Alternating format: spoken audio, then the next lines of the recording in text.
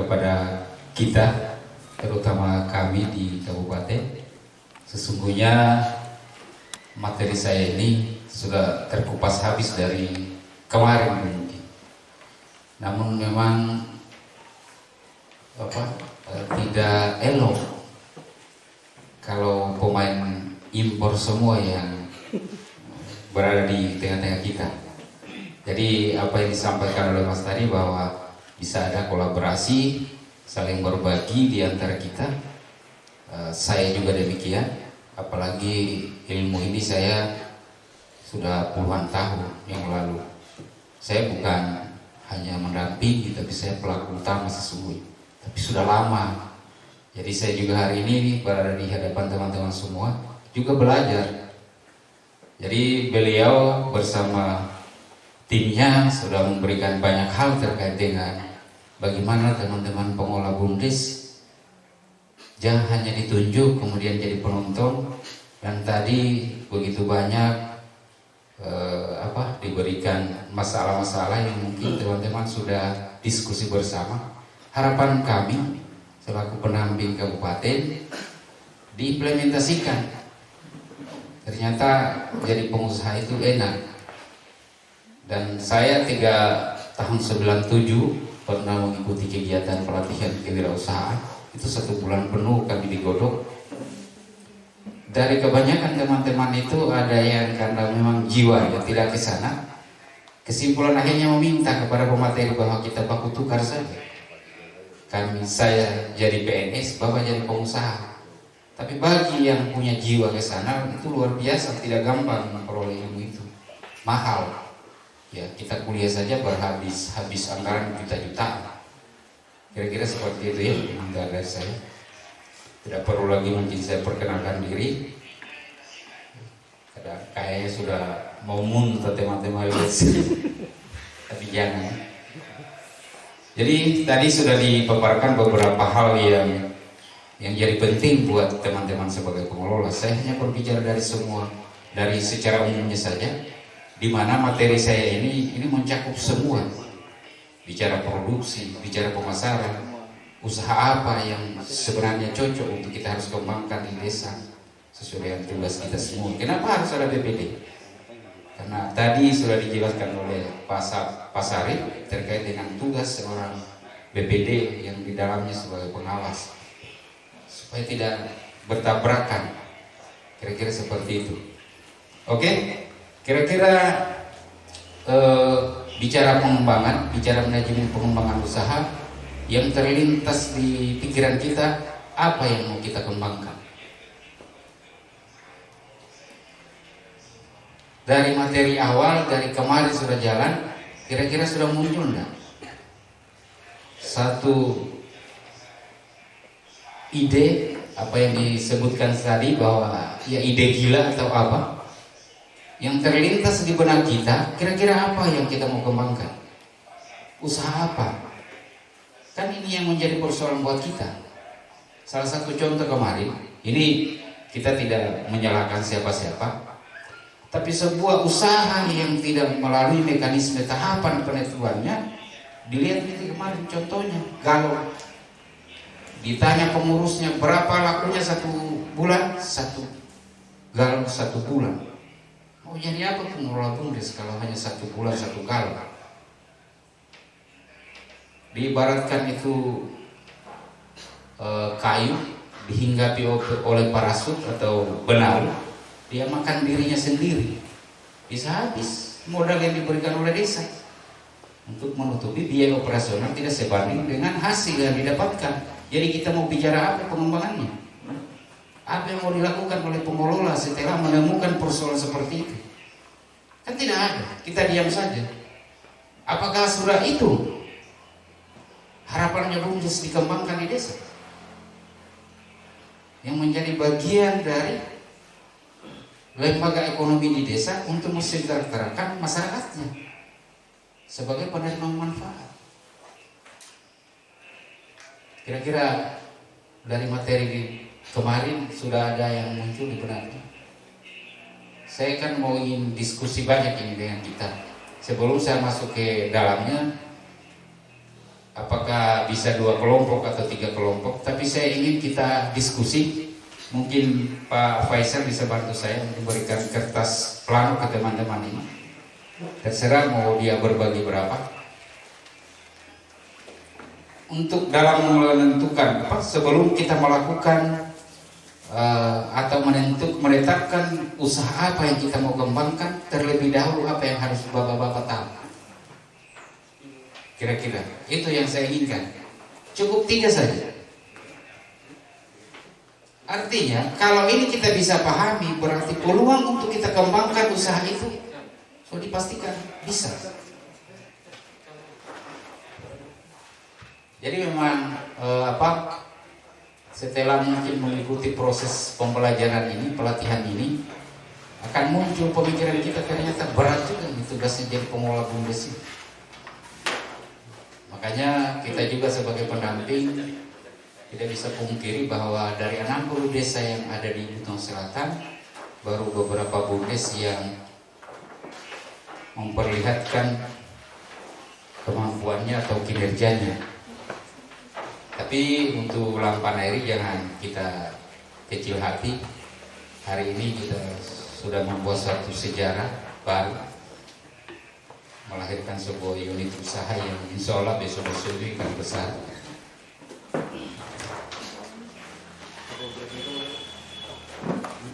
Itu yang saya ingin diskusikan dengan teman-teman. 3 hal saja. Sebutkan dan jelaskan minimal 3 hal pokok dalam proses pemilihan dan menetapkan jenis usaha yang Anda ketahui. Ya, terima kasih atas kesempatan yang diberikan. Assalamualaikum warahmatullahi wabarakatuh. Waalaikumsalam warahmatullahi wabarakatuh. Nama saya Muhsin. Di sini saya dari Desa Bola. Oh iya, Bola. Saya dari Desa Bola, kebetulan saya ketua BUMDes Desa Bola. Yang baru-baru saja itu baru terpilih sekitar bulan 12 kemarin, 2019. Iya. Jadi kita juga belum ada kegiatan apa-apa. Iya. Silakan. Jadi alhamdulillah dari pemaparan materi dari mulai saya masuk lagi, kebetulan saya juga minta maaf karena saya juga terlambat, Pak. Iya. Langsung saja, ada beberapa hal yang menarik kaitannya dengan pertanyaan itu. Sebutkan dan jelaskan minimal 3 pokok dalam proses pemilihan dan penetapan jenis usaha yang Anda ketahui. Potensi yang ada di Desa Bola yang saya lihat, pertama itu perikanan. Karena di perikanan kan kebanyakan di sini kan pekerjaannya kan nelayan. Jadi nelayan itu mereka tangkap ikan, macam-macam jenis ikan, Pak. Ya, ada ikan tuna, ada ikan tangkap, ada ikan layang, juga ada ikan batu, ikan dasar. Sehingga semua jenis ikan ini punya potensi untuk kita jadikan sebagai bahan yang akan menjadikan kehidupan dan pergerakan ekonomi kita di desa ini bisa meningkat. Dan saya rencanakan saya akan bikin abon di Desa Bola kaitannya dengan BUMDes ini. Jadi itu rencana awal yang akan saya sampaikan, yang akan saya lihat. Hanya saja, Pak, yang saya lihat di sini kebanyakan bahan sudah ada, kita sudah memasarkan, hanya pemasaran persoalannya itu daya beli masyarakat saja yang sampai dengan hari ini. Contoh saja di Desa Bola itu kan ada kaupiku yang sudah berkembang beberapa tahun yang lalu.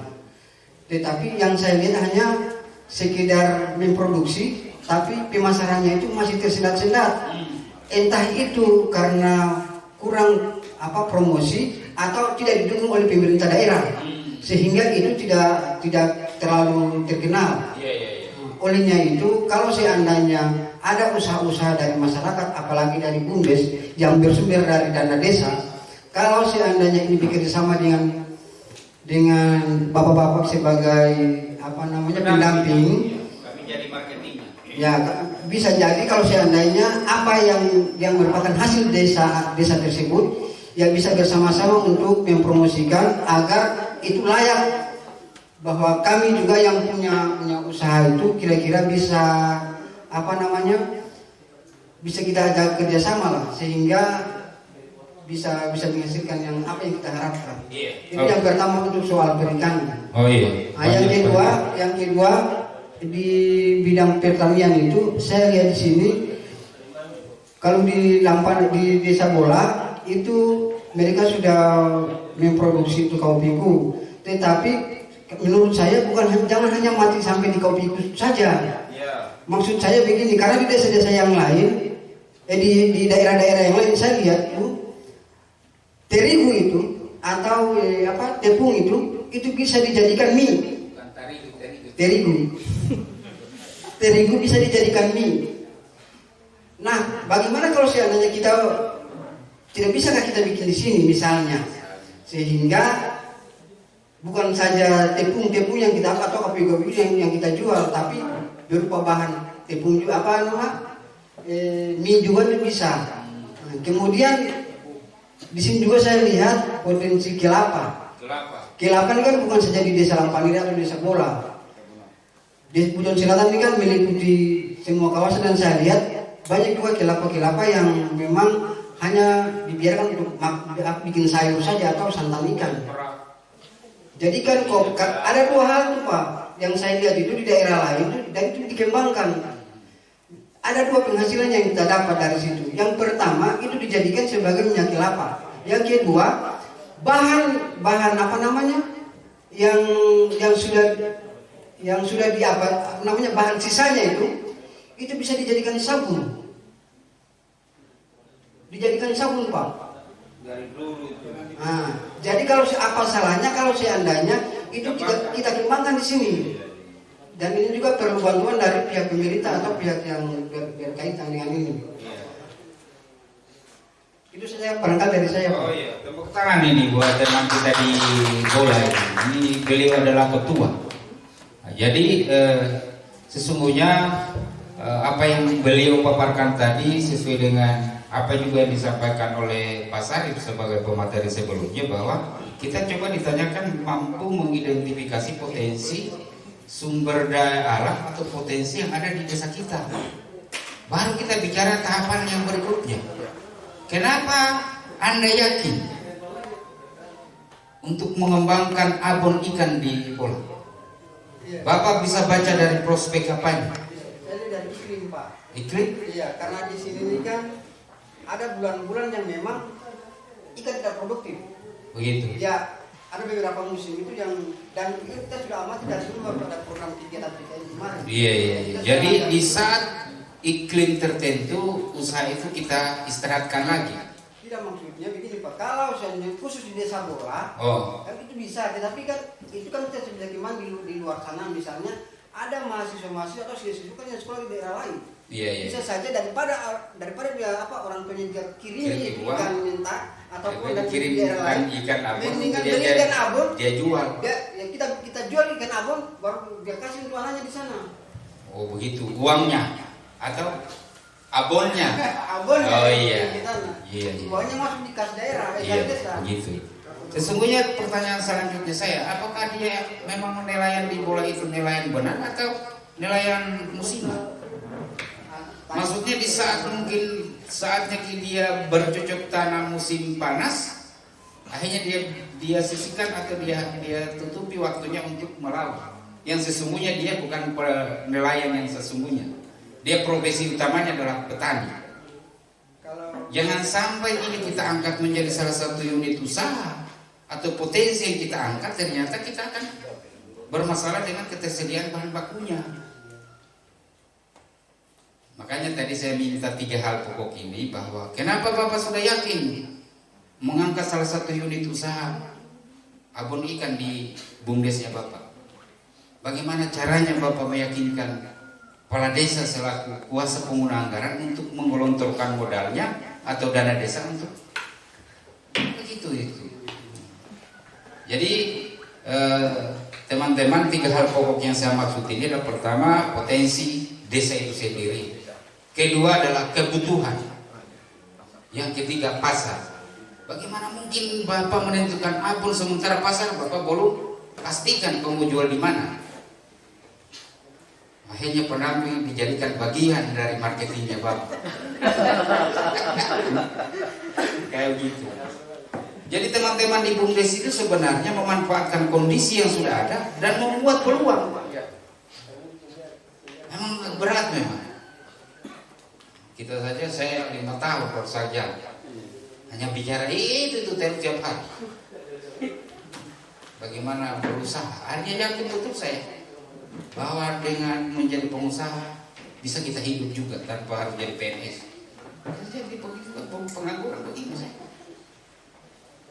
Jadi itu yang menjadi persoalan pertama hari ini. Kenapa kita tidak bisa eksis atau tidak bisa kita jalankan kita punya BUMDes.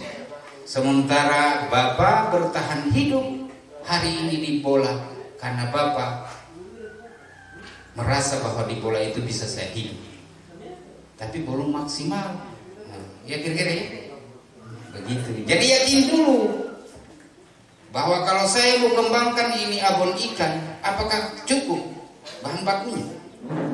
Jangan dulu kita lihat orang lain, jangan dulu lihat nelayan di sebelah. Lihat dulu ikan yang mau kita berdayakan kan nelayan yang ada di bola. Jangan sampai dia itu nelayan musiman. Di saat dia menunggu ubinya belum dipanen dan jagungnya belum dipanen, dia melaut turun. Setelah sudah tiba saatnya untuk dia campur ubinya atau padinya atau jagungnya, dia tinggalkan lagi. Akhirnya apa? Putus nyambung itu usaha yang Bapak kembangkan karena ketersediaan bahan bakunya putus-putus juga. Hanya produktivitas usaha itu dianggap tidak layak. Apalagi belum ditahu bahwa abon ikan ini kita mau pasarkan di mana, siapa mau beli? Ya, mungkin kecuali seperti yang disampaikan tadi Pak Sarif bahwa barangkali yang memungkinkan punya pasar tersendiri di saat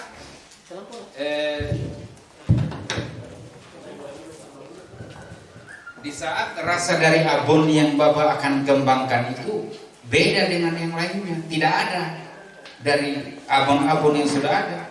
Kan di Bahari 3 itu kan abon juga. Ternyata orientasi pangsa pasarnya hanyalah pada orang-orang yang pergi merantau. Setelah itu saya dulu lagi itu kelompok pembuat abon itu.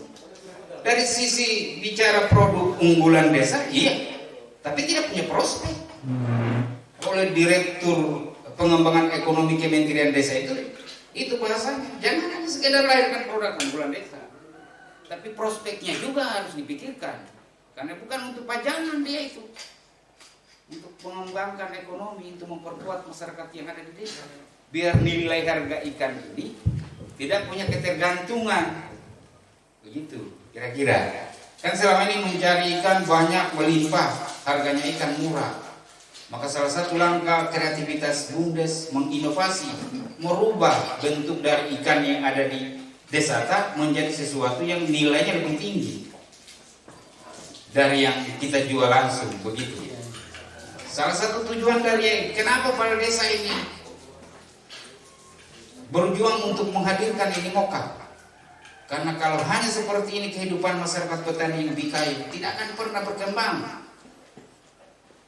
Maka salah satu langkah yang diambil bagaimana mengangkat kehidupan petani ubi kayu ini agar berkebun ubi kayu ini bukan hanya sekadar siang dan malam nyepang kampung tengah, tapi bisa menghidupi regenerasi kita ke depan. Dari ini bisa, ya kan?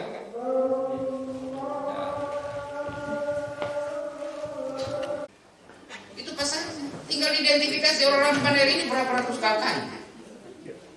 Berapa? 200 kakak, 300 250-an. Siang dan malam 3 kali sehari, semalam makan nasi. Bukankah itu pasar? Ini kita kembangkan kalung. Sementara orang di sini rata-rata dia minum di Gucci. Belum berdaya secara ekonomi, kita sudah membebani lagi. Makanya hati-hati dalam menentukan tadi. Pastikan baik-baik. Jangan main-main. Kenapa? Kami ini pemula. Bagaimana sulitnya mencari modal awal itu. Tapi hari ini kalian ditunjuk jadi pengelola, uangnya sudah menunggu. Jangan lagi berpikir bahwa susahnya kita mendapatkan bantuan dari pemerintah. Bantuan apa? Dana desa setiap tahun itu digelontorkan. Tinggal mau dianggarkan berapa besarnya itu kan tidak pernah beralasan. Seharusnya bahwa setiap pengelola BUMDes desa menganggarkan sekian ratus juta kan ada. Kita sudah membuat proposal. Kita sudah hitung-hitungan ini bahwa kalau saya kembangkan usaha ini Pak, hasilnya seperti ini. Kalau saya dikasih modal seperti itu, dia yakin Pak Desa dikelontokan dana penyertaan lewat musyawarah. Ternyata hanya mengendap di kas, tidak juga jalan. Banyak yang mau dikembangkan. Saya pernah estimasi itu bola, cukup dia tampung saja itu hasil produksi yang umentenya 12 ton per tahun, itu paling sedikit. Ini koka chip ini bisa bersih 10.000 per kilo kodak. Tinggal diestimasi dalam 12.000 kilo atau 12 ton kelondongannya, kira-kira jadinya kalau dikacip berapa? Berapa biaya pengkacipannya, biaya kemasannya, dan harga pokok pembeliannya, berapa keuntungannya? Kau mau bawa di mana? Begitu. Selesai ini kalau tidak usah jauh-jauh, saya buka itu materi sampai situ. Jadi itu rahasianya. Setelah kita berjalan, kita harus tahu diri kita juga, kekuatan yang kita miliki dan kelemahan yang kita miliki dari sisi apa. Dari semua aspek kita harus lihat, evaluasi. Kenapa kita harus evaluasi? Misalnya pengembangan mokap, apa kekuatannya? Melimpah, bahan bakunya di lampan air. Kelemahannya? Jangan sampai masyarakat tidak mau jual karena lebih tinggi harganya kopi daripada harga timbangannya. Ini juga harus dipahami. Kalau ini seperti ini terjadi, terus bahan baku alternatif apa agar usaha kita tetap jalan? Kau mau jual kembali mesinnya?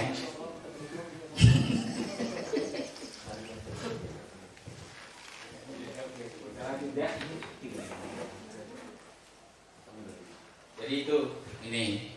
Jadi teman-teman dalam menjalankan usaha harus itu ada 5 namanya yang harus Anda ketahui. Kan benar ada. Untuk menjalankan sebuah usaha itu harus ada manusia yang jalankan. Terus usaha itu bisa jalan kalau ada modalnya. Kemudian bahan bakunya. Mesin kalau memang harus pakai mesin, tapi peralatan minimal. Bisa saja. Kau usaha apa? Untuk menjalankan usaha kau pakai apa? Motor, alat. Dan yang terakhirnya, 5 yang terakhirnya itu adalah metode, prosedur, memanage.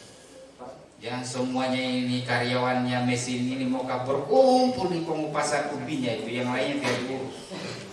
Ini kerja bata pala namanya orang tua. Oke, lanjut ya. Nah ini kita baru masuk di pertanyaan tadi saya. Pengelolaan unit usaha dipengaruhi oleh proses pemilihan dan penetapan jenis usaha. Bila sesuai potensi desa, kebutuhan dan permintaan pasar, maka usaha tersebut memiliki harapan keberhasilan yang lebih besar sehingga dimungkinkan untuk melakukan pengembangan unit usahanya. Jadi bagaimana mungkin kita mau bicara berkembang yang kita lakukan saja tidak jelas? Dirimu saja sudah mau mati, saya mau mati. Masih ada aset apa di sana? Tidak ada. Sudah dijual pada sampai situ. Itu salah satu tujuannya Pak. Jadi apa sih susahnya ini? Apa yang menjadi masalah? Sesungguhnya adalah ketersediaan sumber daya manusia itu yang menjadi hambatan utama kenapa BUMDes itu tidak berjalan. Karena kalau persoalan yang modal ada, makanya desa itu dia belum anggarkan lagi tahun ini. Sama juga yang dianggarkan kemarin dia hanya macet. Tidak jalan juga tidak dipakai. Buat apa lagi kita hanya kalau di labu-labu saja, simpan-simpan saja. Jadi sesungguhnya itu persoalan yang ada ini ada di kita sebagai pengelola. Kita tidak mampu memanfaatkan kondisi yang ada. Kita tidak paham siapa saya ini sebenarnya. Kita sudah paham juga, masih ada ragu-ragu. Jangan sampai. Keberanian untuk itu karena memang kita dibatasi oleh tadi kemampuan sumber daya manusia. Jadi jangan anggap bahwa pelatihan kayak begini tidak penting. Untuk membongkar ini yang beku, biar dia enjer, baru terpikir saya bahwa bapak pulang sampaikan kembali Pak Desa itu ternyata mesin itu balai itu Pak 5 tahun baru bisa produksi juga paling tinggi juga hanya 100. atau berapa? Apakah itu yang disebut dengan usaha yang layak untuk kita kembangkan? Sementara masih banyak potensi sumber daya alam kita yang kita miliki di desa ini punya prospek untuk kita bisa kembangkan, ya enggak? Dan akhirnya memberikan kontribusi kesejahteraan bagi masyarakat. Karena BUMDes ini harus dia berbarengan ini. BUMDes besar, masyarakat juga dia besar. Jangan BUMDesnya sudah menjulang tinggi, masyarakatnya semakin mau mampus. Ya keluar dari konteks kenapa BUMDes itu dibentuk di desa. Pepaya yang tadinya tidak ada harganya setelah ada BUMDes dia berharga karena dia yang carikan pasar.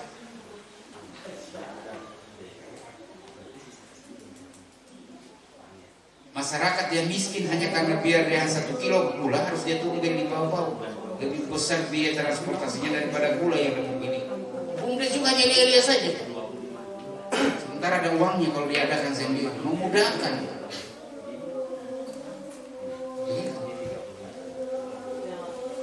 Coba Panti Ginanda dengan 9 bahan pokoknya tidak mati juga dia. Justru hari ini menjadi bagian yang membanggakan kita semua di Belitung Selatan. Karena memang BUMDes tidak bisa jalan sendiri.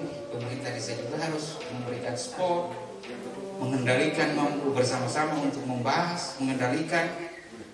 Jangan sampai kepala desanya marah-marah sebagai kepada pengelola BUMDesnya, ternyata dia juga sembunyikan kekurangannya, tidak tahu apa-apa juga dia. Hanya dia loyo juga BUMDesnya yang dimarah-marahin, sementara dia sendiri juga tidak paham. Jadi harus sama-sama pengelola. Kemudian aspek dalam pengembangan unit usaha BUMDes. Yang pertama itu adalah kebutuhan input ya. Ini agak susah ini karena istilah-istilah yang jarang kita dengar ya. Istilahnya sekolah sekarang, kita sekolah dulu sih jadi tahu. Aspek-aspek dalam pengembangan unit usaha itu yang pertama input. Modal, tenaga kerja, peralatan, lokasi usaha, teknologi yang mau digunakan, dan bahan baku yang dibutuhkan. Kemudian serangkaian kegiatan untuk melakukan analisa dan tindakan terhadap ini. Mau diapakan ini mereka ini? Biar menjadi hasil akhir. Kalau tidak ada kegiatan pelatihan ini, itu mesin dia berkarat di gedung, di aula ini. Kalau kalian tidak diajarkan oleh mereka ini, jadi kalian kita tampung di sini. Habis itu dibiarkan Pak Desa, mesinnya di sini, kampuran disimpan di sini. Nah, inilah tujuannya, dilatih agar apa? Mesin itu bisa dijalankan. Sekarang akan ada yang bertugas di bagian pengadaan bahan baku. Bagaimana proses produksi tidak berhenti karena ketersediaan bahan bakunya juga lancar. Ini sudah harus diperhitungkan semua. Bahwa kita berkebun ubi itu kira-kira berapa bulan Bapak baru bisa kita panen? 6 bulan, 7 bulan. Kira-kira ada teknologi yang bisa kita munculkan di Desa Lampaneri agar kita panen jangan lagi 7 bulan, tapi di bawahnya 7 bulan itu. Kalau bisa 1 bulan atau setengah bulan. Biar proses produksinya lancar. Tapi tugas yang paling berat lagi di ujung itu adalah memasarkan hasil. Biar dikuasai sampai waktu bisa. Kalau memang kualitasnya, ya, itu kira-kira.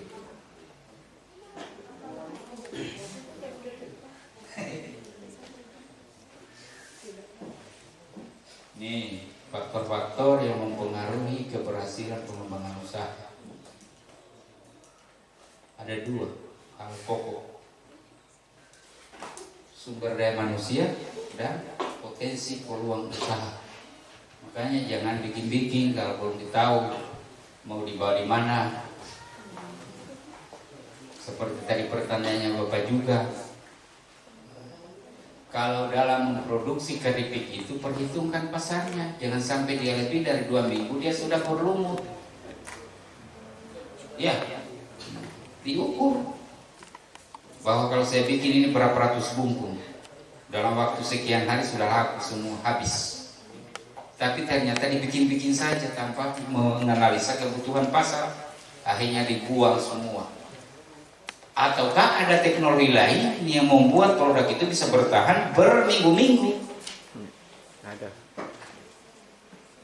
Nah ini begitu, pasti ada itu. Ada. Makanya kan, ini Bapak tadi sudah tanyakan lagi ke pasar. Sementara Bapak tahu bahwa ternyata ada yang membuat kita tidak gelisah kalau dia terlambat laku. Minimal sebelum dia masuk dalam waktu kedaluarsa, kita harus seperti apa? Apa yang mau dilakukan? Kan itu, kita memanfaatkan peluang yang sudah ada dan membuat sebuah peluang baru. Jadi faktor-faktor kedua hal ini mempengaruhi keberhasilan pengembangan usaha yang kita akan kembangkan ini. Bagaimana sumber daya manusianya dari semua aspek ini, Pak. Tidak hanya sumber daya manusia bicara berkebun toh. Kalau bicara manajer di bagian pengadaan bahan baku, dia harus putar otak juga di ini. Agar apa? Kesinambungan daripada pasokan bahan baku itu tidak sampai mempengaruhi proses produksi atau volume produksi mockup itu sendiri. Maka bisa jadi dengan identifikasi kemampuan yang ada di desa ini, dia harus menyeberang ke desa sebelah. Itu tidak menutup kemungkinan bisa ke sana. Kenapa? Kan setelah mockup ini sudah menguasai pasar, berarti secara otomatis membutuhkan bahan baku juga yang banyak. Bagaimana dengan mesin yang kita gunakan untuk mampu memenuhi kebutuhan pangsa pasar yang tadinya hanya Mampanairi, berkembang Sebusel, berkembang ke Wakatobi, ke Buton, Buson Sewa Tengah, Kota Bau-Bau pada. Kan itu harapan kita ke sana. Dan pada akhirnya BUMDes itu menampung banyak tenaga kerja di dalamnya yang menganggur dan gaji kira-kira. Pada akhirnya BUMDes itu akan menjadi lembaga yang bisa dikait-kaitkan dengan politik, berebutan orang. Hari ini dia masih dengan sebelah mata. Karena untuk apa juga? Saya habiskan waktuku di sana, tidak ada apa-apa juga. Saya tekuni usaha, saya kembangkan, saya ikuti terus. Saya pulang di rumah ditanya, berapa gaji? Masih mengaku kita di sana. 2-3 bulan masih dimaafkan. 4 bulan berikutnya saya sudah masukkan itu surat gugatan cerai di pengadilan. Dan saya mikir, saya hanya capek cuci-cucikan baju dinas, nanti ada uangnya. Gara-gara ditunjuk oleh orang, akhirnya kita bercerai. Kira-kira ini, makanya tujuannya pelatihan ini ya ini, ya kan? Kemudian bagaimana potensi peluang bangsa. Jadi bisa di teman-teman yang nanti bertugas di pasar atau urusan pemasaran sudah bisa diidentifikasi. Apa sih kebutuhan masyarakat terhadap tepung ini, terigu ini? Karena itu pasar. Tinggal pokoknya kita memang tugasnya tidak. Tapi jangan putus asa.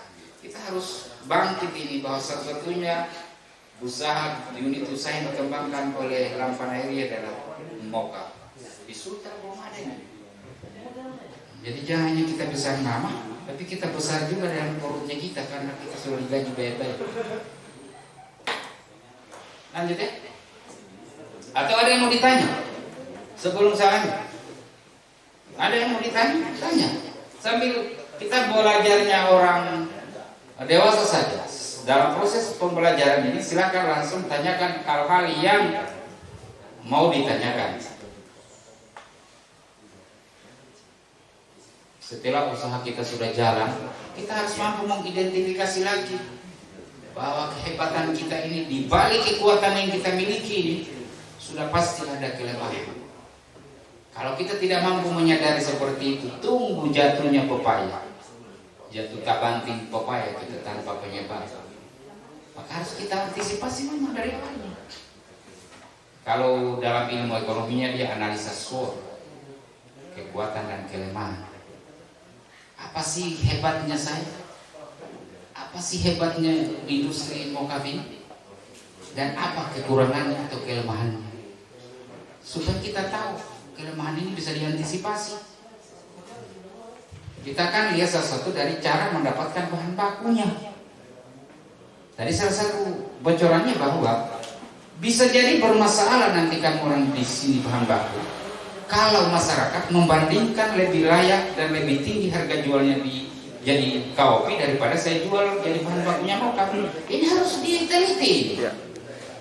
Makanya kemarin saya tanya, dari 75 kilo yang kalian petik kemarin dipakai kemarin, ya, kalau kita jadikan kopi jadinya berapa? Biar kita sudah tahu ini bermain di sini dari mereka, biar dia betul ini hadirnya mokaf Pak, menjanjikan masyarakat kampung ini sejahtera. Kalau tidak sejahtera pula, panggilkan Ustaz di Rukia dulu, mungkin kan kita dilaknat oleh leluhur barangkali. Karena kita sudah hadir ini untuk mensejahterakan tujuannya, makanya harus dianalisa. Kira-kira 75 kilo bersihnya kemarin 60. Kalau itu diproses jadi mokaf berapa kilo jadinya? Kalau dijual berapa harganya? Itu bagi kita di perusahaan. Bagaimana dengan yang punya bahan baku? Apa diuntungkan atau dirugikan oleh hadirnya mokaf? Begitu. Biar tidak jadi kendala ini besok-besok. Karena awal hitung-hitungan kita untuk mensejahterakan masyarakat sini, maka sesuatu jalan harus kita lakukan walaupun itu mahal, berat, dengan caranya. Karena kita sudah jalan Pak, puluhan tahun, berapa turunan kita ini. Petani ubi ini hanya begitu saja. Apalagi anaknya stunting. Generasi seterusnya lagi jadi juga petani ubi yang sama. Karena stunting ini. Jadi itu tujuannya nih, menganalisa kekuatan dan kelemahan usaha yang kita kembangkan dari beberapa aspek. Ini aspek pertama adalah aspek bahan baku, persediaan bahan bakunya, kemudian bagaimana kualitas bahan baku itu sendiri. Saya contohnya umpamanya, bagaimana ubi yang besar dan yang kecil, ya kan? Timbangannya sama sih, tetap 1 kilonya, tinggal bijinya yang berbeda. Tapi bagaimana dengan kualitas? Saya kira akan beda. Yang besar dan yang kecil, semakin banyak bijinya, semakin banyak ons yang dibuang karena kulit yang besar. Apalagi kulitnya tebal, pasti sudah beda. Ya harus kita tahu itu. Jangan sampai kita tidak tahu. Ya sudah Pak ini sudah banyak ini. Setelah diproses produksi jalan, ternyata timbangannya sama-sama 60, tapi setelah jadinya beda. Oke ya, kira-kira ya. Kemudian aspek yang kedua adalah transformasi. Apa yang dimaksud dengan transformasi ini? Merubah bentuk dari sebuah produk karena tuntutan pasar. Tapi untuk merubah transformasi bahan baku atau produk itu membutuhkan teknologi. Mati lagi saya. Tidak tahu apa-apa sih. Sementara pasar menuntut kita harus. Kalau tidak kita kalah saya. Ya. Nanti Google bukan nanti belajar teman-teman. Itu HP-nya main chat-chat saja, tapi juga kita cari info. Kemudian aspek yang ketiga adalah proses produksi. Kemudian karakteristik daripada produk yang kita produksi, kualitas produk kita, kemudian teknologi produksinya. Ini kan bukan lalu ini. Kalau saya mau jadi seorang pengusaha yang profesional itu, mau bicara di BUMDes, mau bicara di perusahaan yang lain pun sama. Makanya tidak gampang lah ya. Itu aspek yang ketiga.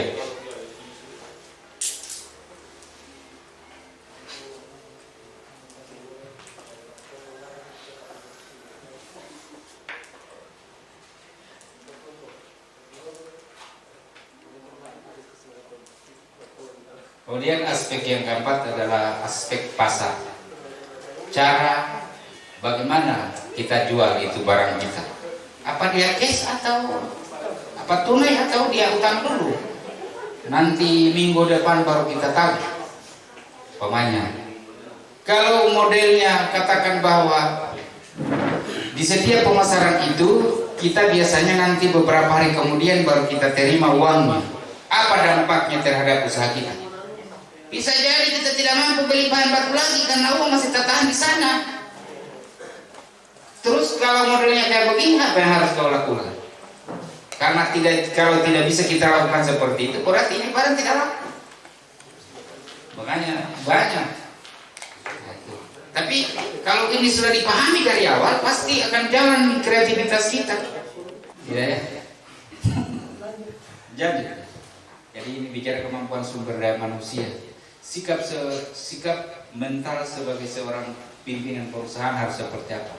Ini tadi yang kita dua-dua, yang kita pelin-pelan, yang kita ragu dengan kemampuan yang kita miliki. Supaya teman-teman lain bisa tinggal dia, ini tambahkan ini biar jadi utuh. Tapi kalau kita diam-diam, ternyata ketua bumdesnya bola ini punya pemikiran, punya inovasi, punya gagasan, dia mau kembangkan unit usaha, kelapa tadi sebut, apapun ikan tadi sebut, tinggal mau dikaji ini. Ide ini kan harus dikaji. Bagaimana menganalisa studi kelayakannya, mana yang layak dari sekian banyak yang beliau sebut tadi. Bukan berarti barang yang tidak. Ini yang kita inginkan. Tapi dianalisa baik-baik. Kira-kira dari sekian banyak ide, gagasan yang Bapak munculkan tadi, harus dipastikan mana yang lebih layak dari semua gagasan yang Bapak munculkan tadi. Akhirnya menjadi satu kesimpulan inilah yang mau dikembangkan oleh Bola. Kayak gitu ya. Maka menganalisanya tadi simpel, ada 3 hal pokok tadi ya. Potensi sumber daya desa, kebutuhan, kemudian ada pasarnya.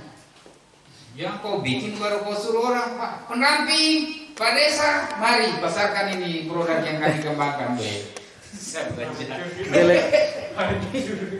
Kira-kira itu. Jadi memiliki kemauan keras, tekun, ulet, memiliki keyakinan kuat atas diri sendiri. Kemampuan yang kita miliki itu tuh berharga buat perusahaan. Makanya untuk meyakinkan dan merasa percaya diri, ini nih tempatnya. Kombinasi dari beberapa materi yang sudah diberikan oleh pelatih ini memberikan satu nuansa tersendiri, kekuatan baru buat Anda untuk mengambil sebuah kesimpulan. Yakinkan kepala desa dan BPD, ini yang kita harus jalankan. Karena saya yakin simpan pinjam kemarin sudah hampir ludes modalnya. Iya. Belum lagi dikembalikan banyak. Kalau ludes sudah mengantuk ya jauh saja malas. Habis dari tahun lalu. Kita tidak punya salah di sana karena kita tidak berhubungan langsung. Kemudian memiliki tanggung jawab dan disiplin diri. Ketahanan fisik dan mental sehat juga ini harus sehat. Memiliki sikap konstruksi dan kreatif. Jadi itu penting. Makanya memang sesungguhnya seorang ketua bumdes itu dia tidak perlu berurusan dengan administrasi karena ada tenaga administrasinya di belakang. Dia hanya berpikir kira-kira apa yang bisa dilakukan dengan usaha yang sudah ada ini agar dia bisa meledak besar. Selain ini juga apalagi usaha yang layak lagi untuk kita kembangkan. Begitu. Maka simpel-simpel dulu lah berpikirnya. Rata-rata masyarakat di desa bola 50 kilo per kakak habiskan beras. Kan itu pasar. Tapi kau tiap pernah lirik itu bahwa menjadi peluang pasar itu kunci Pak. Salah satu. Dia sudah ditahu bahwa setiap bulan itu laku sekian. Itu sudah harga mati. Ya? Ini berhasil tidak dijalankan. Dia saja.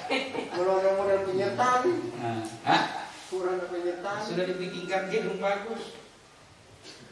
Dia rencana Pak Desa dia mau berikan pengelolanya ke kursi yang goyang-goyang putar-putar itu. Supaya tidurnya nyenyak. Kepekaan seorang pemimpin harus peka terhadap manfaat lingkungan. didasari oleh kemampuan seorang pemimpin yang dapat membaca peluang dan pasar. Di mana ada pasar, di mana ada peluang, di situ ia dapat melakukan kreativitasnya. Makanya teman-teman tim ini, resen ini ada produk-produk turunannya ini, mockup. Biar ditahu bahwa ternyata mockup itu bisa dibikinkan apa saja. Kemudian setelah produk itu ada, apakah kita tinggal dulu juga? Kalau di desa ada lapangan takronya, ada lapangan bolanya, ada lapangan apalagi itu. Apakah salah kalau kita adakan event setiap bulan, mengundang semua desa-desa yang ada di sekitarnya biar rame kampung kita? Baru dipajang itu semua kue-kue. Memanfaatkan peluang, kita hadirkan peluang sendiri, kita hadirkan pasar sendiri, iya kan? Kalau teman-teman bisa bertanya ke Gaya Baru, berapa lakunya yang menjual kalau ada yang bertanding di lapangan apanya itu, gawang mininya itu, dibanding hari biasa. Berarti kalau kita lakukan itu adalah bagian dari bagaimana mau hadirkan pasar, peluang usaha dan segala macamnya. Bukan hanya dibikin-bikin saja. Kenapa dana desa itu menjadi prioritas utama? Surga desa, sarana olahraga desa. Sebenarnya bukan sarananya yang dimaksud, tapi dengan kegiatan yang dilakukan di sarana olahraga itu bisa memberikan dampak ekonomi terhadap kehidupan masyarakat di desa. Dia laku jualan begitu, bukan hanya dicet baik-baik habis itu dinonton-nonton, rusak lagi direhab, terus dia pernah dipakai kok rusak begitu. Akhirnya desa menganggarkan untuk event tahun depan dengan trofi biar yang gampang luntur itu kuningnya. Penting pertandingan di desa Lampanairi memperebutkan trofi apa itu yang di toko Surabaya Sport itu, yang murah-murah. Penting kan sudah juara satu mendapatkan trofinya desa Lampanairi, pertandingan bergilirnya. Dia bangga walaupun ini murah, tapi bukan itu. Kita juga di desa tidak merasa rugi dengan trofi itu. Kenapa? Yang datang menonton dan pemain semua ini sudah habiskan uangnya di desa, dia belanjakan semua. Tanya itu yang punya kios, berapa lakunya? Itu maksudnya. Apakah Bumdes juga tidak bisa membuat suasana seperti itu?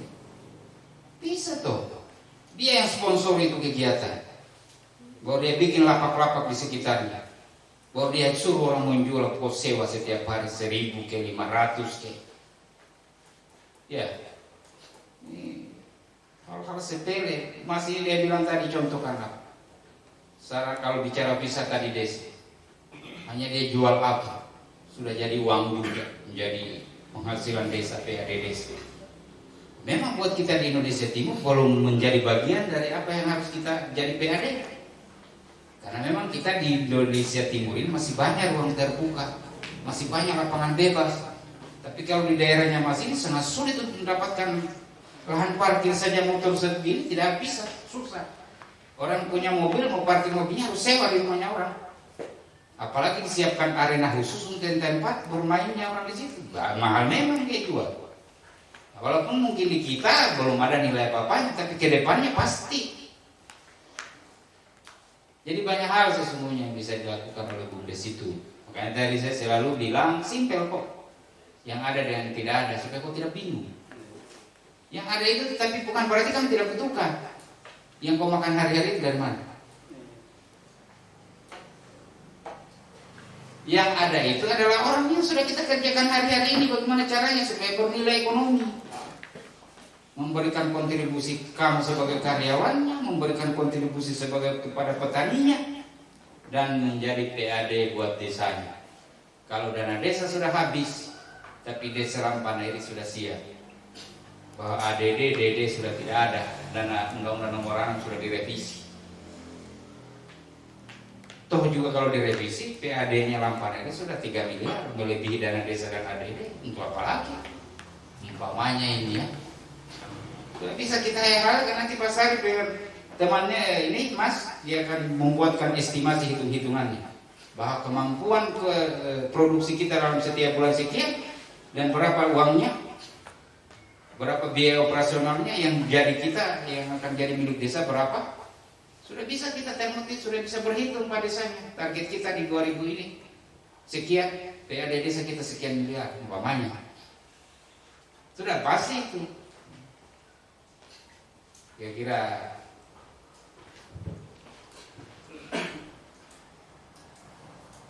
ya kita juga dituntut untuk punya keahlian berusaha. Keterampilan berusaha lebih ditujukan pada kecekatan untuk memanfaatkan kesempatan atau menciptakan kesempatan. Tadi sudah cerita-cerita tadi, ya. Lanjut, masih ada mungkin materi selanjutnya. Nah, keterampilan berusaha di situ adalah keterampilan mengambil keputusan, keterampilan berpikir kreatif, keterampilan menjalin hubungan. Jangan berpikir bahwa setelah kita besar kita tidak butuh orang lain. Setelah usahamu itu jalan, kau harus bermitra dengan petani agar mendapatkan pasokan bahan baku yang bagus, lancar.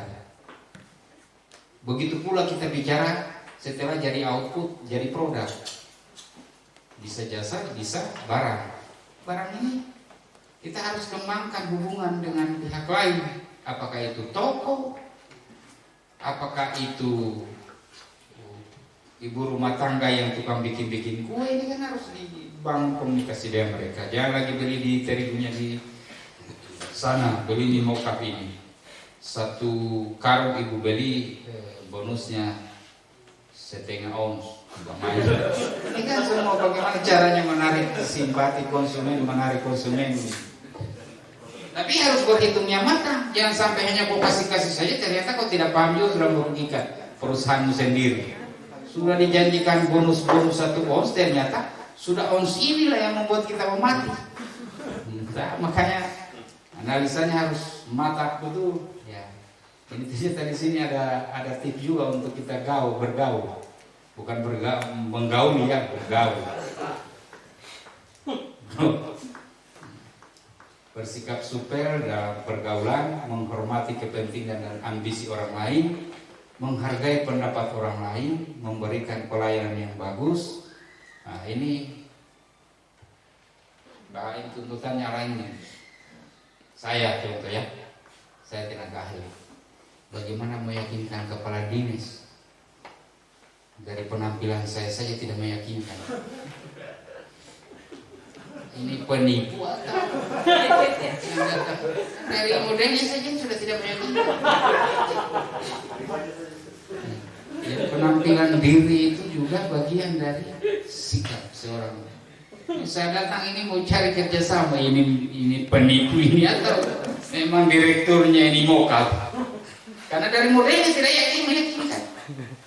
Jadi saya dulu waktu bawa materi di pelatihan pendamping, memang masih ada teman-teman itu dari program PNP, mereka kan eksekutor dulu. Dia pakai baju dengan panjang, ini dibuka, baju dalam kaos. Saya tanya, sudah seperti ini advokasi Pak Des? Iya. Terus seperti apa? Pak Desanya? Tidak ada yang baru biasa-biasa. Iya, modelmu saja tidak meyakinkan. Kalau saya ke Pak Des harus usir kan? Dari penampilan, kenapa kita bukan eksekutor lagi? Kita akan mengadvokasi, meyakinkan. Bagaimana kita bisa ngomong? Belum dia lihat, dengar bicaranya kita, dia lihat dulu dari modelnya kita sudah meyakinkan kan tidak ya? Ya. Ada Mas di zamannya kami dulu cerita di Jawa, ada perusahaan besar dari luar mau bangun kerjasama di Jakarta dengan pengusaha besar di Jakarta. Pasti banyak direktur perusahaan dari luar negeri ini yang dia dapat hanya satpam. Maka satpam ini memanfaatkan kesempatan Pak, langsung ganti baju. Kebetulan ini baju mewahnya ini direktur ada di ruangannya, langsung dia buka ganti. Maka dia yang memenangkan pertarungan pada saat itu. Hanya jadi bukan lagi security, dia jadi pengusaha besar. Jadi dari penampilan saja Pak bisa. Jadi harus belajar rapi-rapi sedikit ya Pak.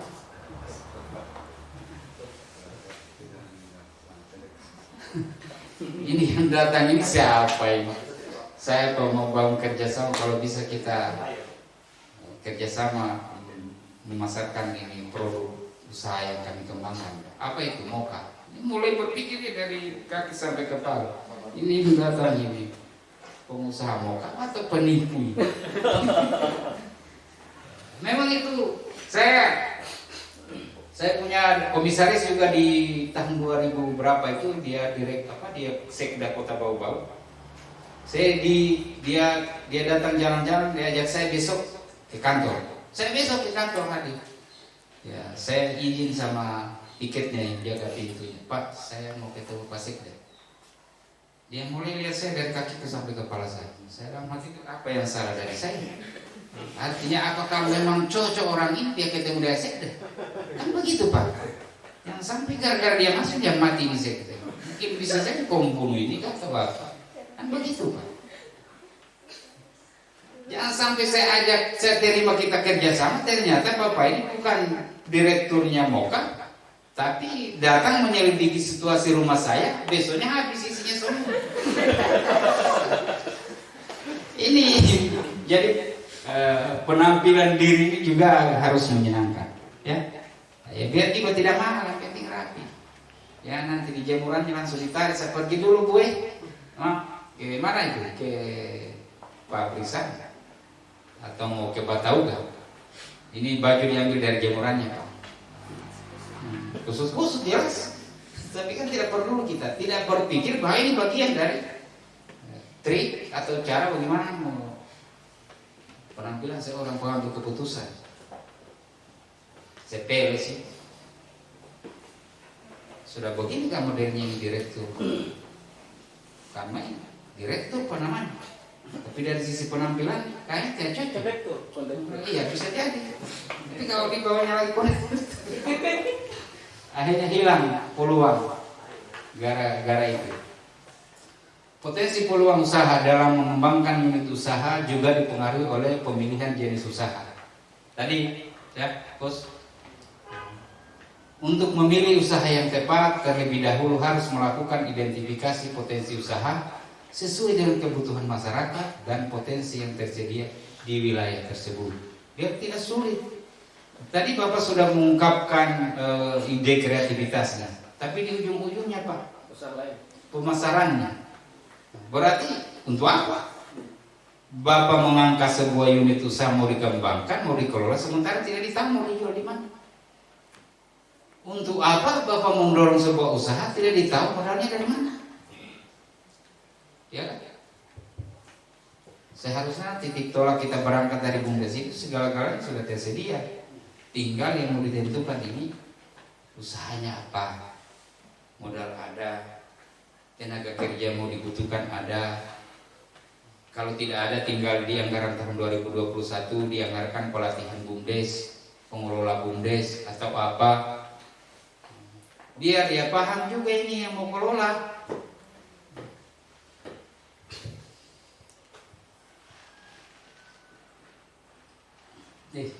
Kayaknya penting juga. Tadi maunya sama akhirnya gitu. Langkah-langkah dalam melakukan identifikasi potensi usaha, mencari sumber ide atau gagasan. Masuk ya tadi ya. Kemudian disaring lagi ke gagasan. Menilai peluang usahanya, mengukur potensi peluang usaha, mengukur potensi sendiri. Jangan hanya kita bisa mengusulkan, tapi kita tidak bisa juga bikin apa-apa di situ. Dan memilih, baru kita tentukan usaha.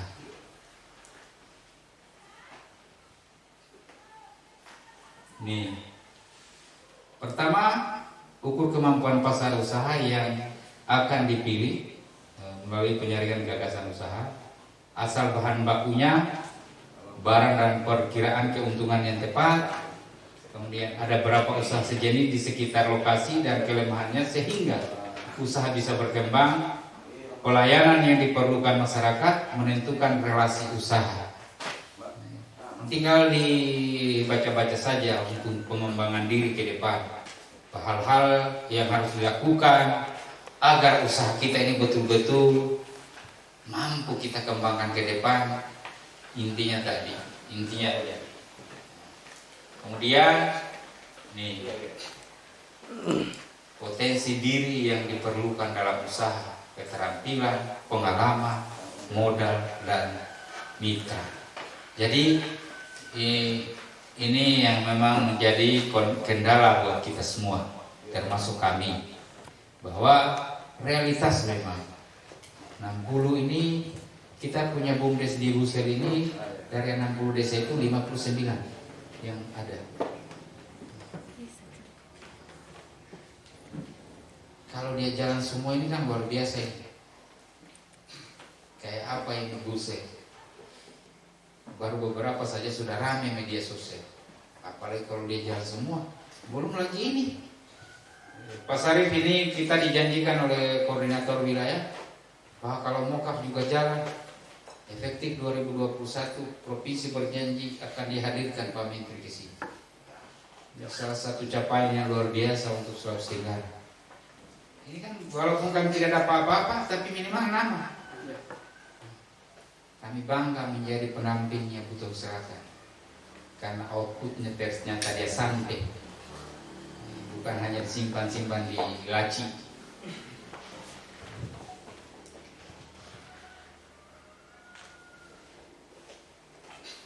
Ini saya sudah berulang-ulang kayaknya nih, hal yang diperhitungkan dalam memilih usaha, komoditi, pertimbangan masa depan usaha, kemampuan diri.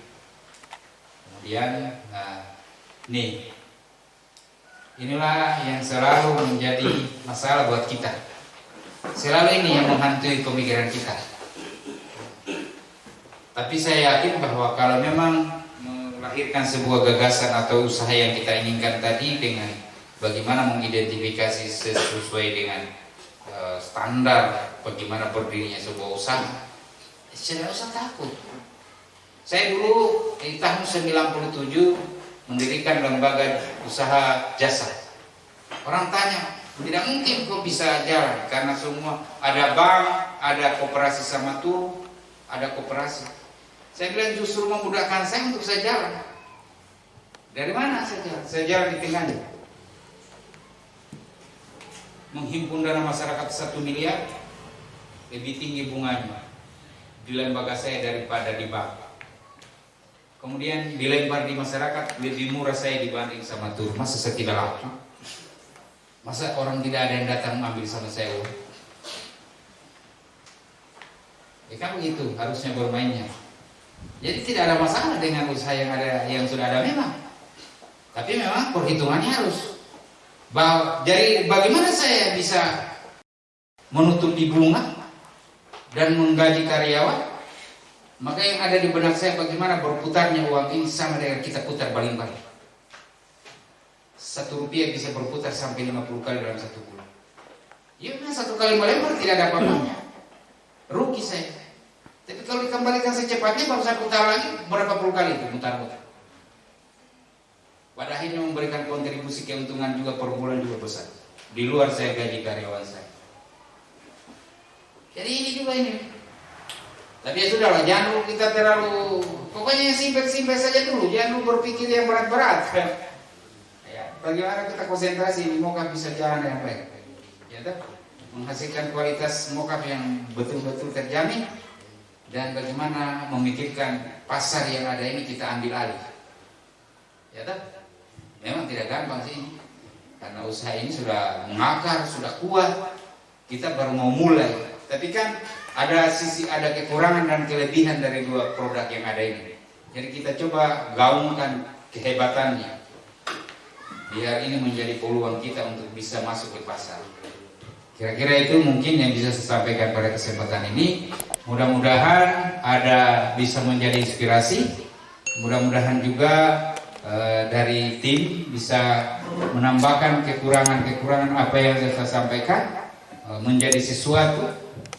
Karena memang harapan kita semua ini setelah ini Mokaf dan teman-teman dari desa lain juga bisa mentransfer ini apa yang sudah dipaparkan oleh teman. Mungkin itu saja bisa saya sampaikan pada kesempatan ini. Lebih dan kurangnya